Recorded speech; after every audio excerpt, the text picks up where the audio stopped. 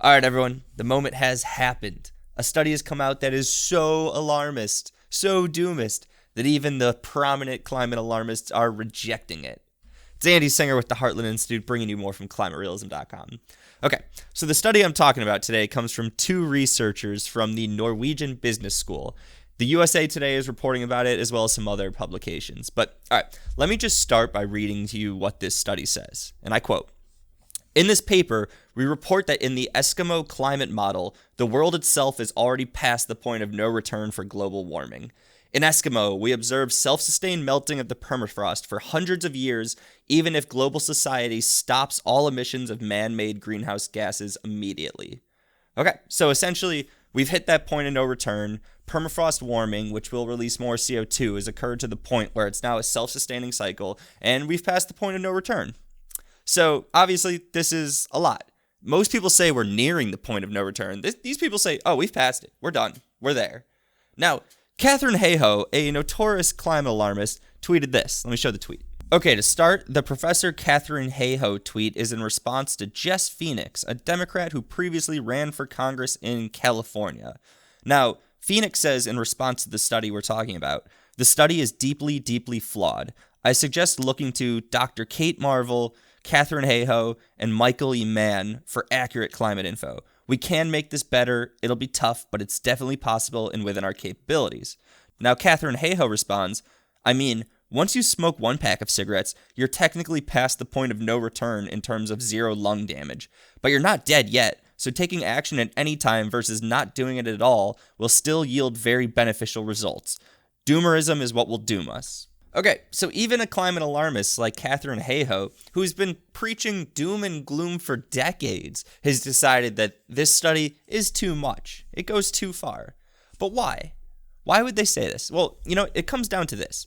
Climate alarmists will always say we're nearing the point of no return, or we really need to act now, or anything like this, but we've never been past the point. We're always nearing it. We've been nearing it for decades at this point. But there's a reason that we've never passed that point in their minds.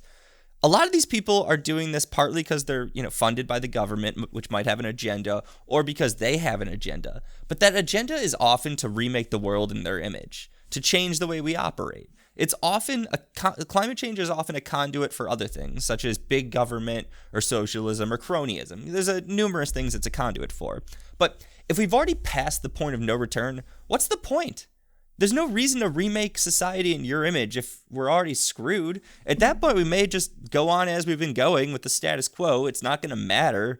Why remake the world in the way you want? And that's the problem with a paper like this, with a study like this. It goes too far for them. It doesn't allow the flexibility to remake the world in their image.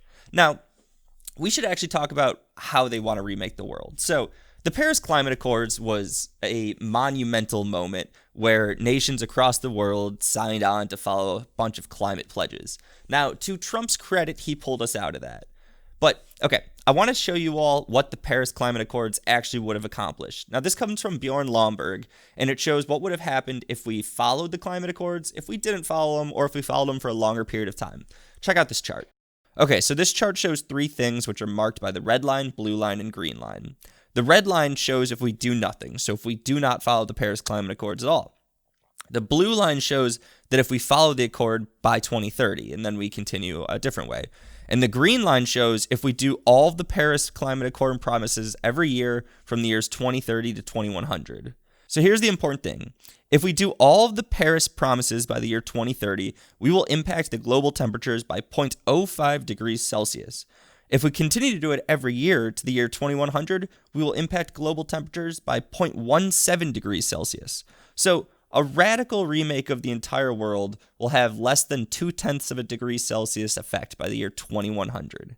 So the bottom line is this. Even if we do everything that the Paris Climate Accords calls for, we'll still have essentially no impact on temperature.